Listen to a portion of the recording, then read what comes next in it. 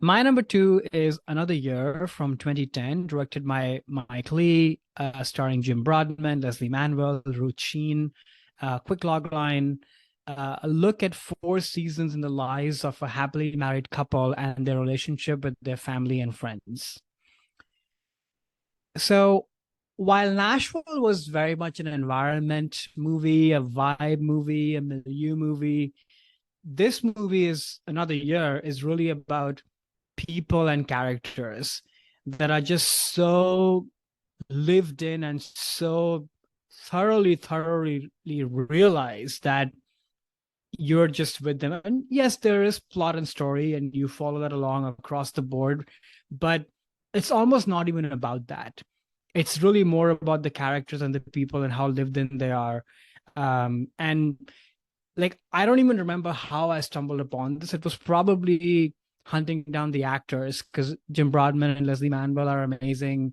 So I wanted to watch what else have they been in. And I don't think I'd watched, actually, I had watched Secret and Lies by Mike Lee, which Mm-hmm. also blew me away. But I don't think it sort of did the number that this movie did on me, which is to then really go down the rabbit hole of how Mike Lee makes movies where there is a story idea, there is a structure, but there are all these workshops that he conducts with the actors, where the actors sort of totally immerse themselves and transform into who these people are. And then they themselves are given kind of a archetypal structure of what the scene is. And then they sort of make up their lines for the most part. And then he writes the script as it's happening. And it shows like Mm-hmm. it's just sort of blew me away that you can actually even do that. But yet, like we were talking earlier with even Breathless, it's not pretentious, super light. It feels so lived in.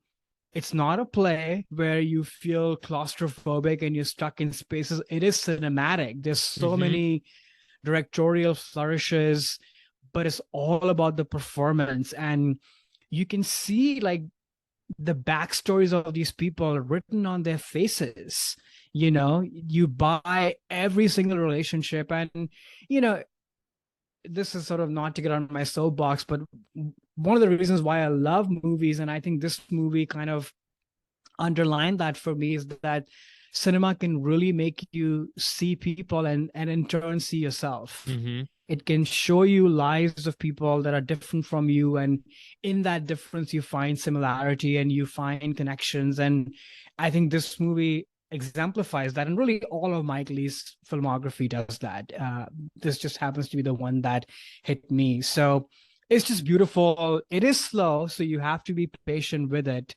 Although, like we said again and again on this podcast, the first time I watched it, I couldn't look away because it just felt like something I'd never seen before. Like, these didn't look like performances at all. They look like absolutely real people, but again, stylized, not boring, cinematic. And that's just so hard to do. But then the themes of the movie about, relationships and friendships and happiness and loss, and the central relationship between Jim Broadman and Ruth Sheen, like what a great couple they are, and the relationship they share, and the impact that has on all these people Mm-hmm. around them. But then at the end of it, you sort of question, well, are they even the perfect couple or not? Maybe they aren't. Maybe this is also a bit of an artifice. Like, that scene at the end of the dinner table is crushing to me, where these chat Yeah. conversations are happening while Leslie Manville and the brother character just, they look like tramps sitting on Yeah. the table, you Yeah. know, They're like and ignoring them, or not ignore, but not, yeah, not engaging with them. And not engaging with yeah. them. They're sort of lost in their own world, as are these Mm-hmm. people as well. And Mm-hmm. you then sort of question what is even real. Maybe towards like this time watching it, I sort of felt like maybe Leslie and the brother are actually the more real people, perhaps in some way. They're Mm. more in Or touch honest with, people, you mean, right? yeah, Yeah, yeah, more honest people, versus maybe the central couple are probably just stuck in their day-to-day, rigmarole, yeah. Mm-hmm. and it's seemingly happy, but is it really happy? And you can read this, howsoever you want. I'm sure if I watch this movie in a month, I'll probably take away something else. And that's what you get in a Mike Lee movie, because it's just so lived in and deep that you'll keep discovering new things about humanity and people through it. So I don't know, amazing. I highly recommend this movie, and watch Vera Drake as well, which is again, Imelda Staunton really gets to shine. She only has one scene in this movie in the Right. Yeah, she's not beginning. really in this. Yeah. That's Vera Drake is really her movie. So yeah, genius. That's my number two. Another year. Yeah, my Mike Lee experience actually, I guess, was similar to you, or my introduction to him then, because you sound Secrets and Hmm. Lies was your first, Mike Lee. Yeah, Yeah, yeah, me too. This was back. Movie came out in the '90s. I don't remember exactly which year, late '90s, and it was Oscar nominated. So it was back when I was would see all the Best Picture nominations, or made right. sure to do that. So that's the whole reason I'd seen it. Thought it was fine. I remember liking it. I haven't seen it since then, and I actually have not seen any Mike Lee films other than that one until the Another Year. Just the filmmaker, I don't know, like I never kind of gravitated towards, or yeah, like I don't know, just hadn't seen his stuff yet. So this was my first, or not my second Mike Lee film, and yeah, it was fine. Like I think everything you said is exactly what he does so well as a filmmaker. I just, for me, it's not my type of This is yeah, not your not really style. my type of film. Yeah. But I think what was interesting was that the central characters, where in the beginning you're thinking like, okay, well the central characters being the main couple, Jim Broadbent, Right. and I don't know the actress's name, Ruth Sheen. Rushine, yeah. And you're thinking like, okay, well maybe it's going to be about these guys, and it is, but it isn't. It's about the people around them. And then I was waiting for like, okay, well something's got to happen with the main, the main couple, or they seem too good, like they're Hmm. too perfect. And then the movie's over, and I'm like, wait, they just nothing like, so are they perfect? And then I started thinking, much like you said, oh well, maybe they kind of weren't. And then I went back and thinking like the way that they were treating these people who in their lives who were having really miserable lives and horrible things happening to them. A lot of it self-imposed. It's not like these are innocent people, because no one really is innocent, right? The way that they treated them was a little bit like, I don't know, like they could have been nicer, I guess, even though they seemed very nice. But then it Hmm. really started questioning. I started questioning, at least after the movie was over, like, were they good people or not? Hmm. I don't know. Like, and then really no, like you said earlier, like kind of no one really is anyway. But the movie presents them at least, and their performances are like, Right. oh, we're the perfect couple. Oh, we're doing everything right. Oh, we love each other. We're so nice that we're letting, these people who've had horrible things happen in their lives. Oh, we're letting them into our house and giving them their time. But are they really treating them with a lot of empathy and honesty? I don't know. The movie's not really saying, and that I thought was definitely super interesting. I mean, Mike Lee, a lot of his films are, that I can't kitchen sink realism movement in like British Hmm. cinema in like the 60s, 70s, 50s, or what have you. Just slice of life kind of, yeah, like much like you were saying, nothing really happens. It's just a simple story of people, but then a lot of things happen in small moments, much like in reality. Yeah, it's not like there's a murder or some political conspiracy. It's just some very small happens, but in these lives of these people, that thing that is, from an external perspective, small is actually very big in their lives. Hmm. Hmm. And that is how life is.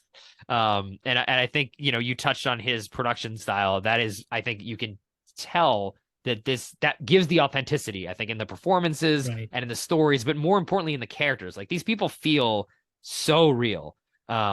Even though, I know Jim Broadbent in tons of different movies, like I know he's an actor, but I literally forget he's an actor in this, Right. because he is, I can't remember the character's name, but he is that guy. And he, you Tom. believe it. And I think that is a lot to, what you were describing in terms of Mike Lee's style of how he, his pre-production and crafts the stories. So yeah, I think this is a great example of that, kitchen sink realism. And if this is type of movie that is up folks' alleys, like I think this definitely is one of the better versions of that. Just like for me, it's not a type of filmmaking that is, I particularly, I don't know what to say enjoy, but get a lot out of when I watch it. But I'm Yeah, glad, this is it's not second, your not my type. thing, not my cup of tea. But yeah, it was nice. It's always nice to watch things. It was, another thing I like about, this podcast. And actually, I will say too, in a way, like a theme of what I was talking about with the branches. Oh yeah, I checked out this movie. It could have opened up an entire exploration into more kitchen sink realism films and Mike Lee, but it didn't. And maybe it will later on down the road. And Later this is on, what's so great exactly. about movies. Like you watch one thing and it could open up this whole, oh, I gotta watch every Godard movie and I gotta look at all these silent films. Or it's like, oh, that was nice, but for now at least that branch will Right. remain a little stub, and maybe it'll grow into a giant trunk at some point. But that's what's so great about, that's what I love about movies. I You never couldn't know agree where more. that'll lead you. I couldn't agree more. Yeah, I think for me, and we talked about this before, like I came to movies so much through performance and acting, and so discovering this movie and that journey to see Right. that you could do this at such a deep level. And this is not even the method, like this is Oh, its right. own Exactly. thing. Right. Hmm. This is not, this is something else totally. Right. It's almost like a company of actors putting together a play, but yet do it in a cinematic way that Hmm. feels worthy of the screen. I think that's sort of what really blew me away. And that's why, to me, that's the branch it, I guess, sort of deepened for me is like, Yeah. okay, you can, this is the depth, these are the depths you can go to through performance and construct this ensemble and this Hmm. milieu through that. And, Yeah. and how powerful can that be? Hey there, it's Alex. If you like the review and discussion Karan and I just had, make sure you subscribe to our channel, Movies That Shaped Us, to get full episodes. Every other Wednesday, Karan and I cover a topic around important people, places, events, and moments in our lives, and then explore it through 3 of our favorite movies. Subscribe right now, or follow our podcast on Spotify or Apple Podcasts via the link in the description below. Hope you join us for the journey.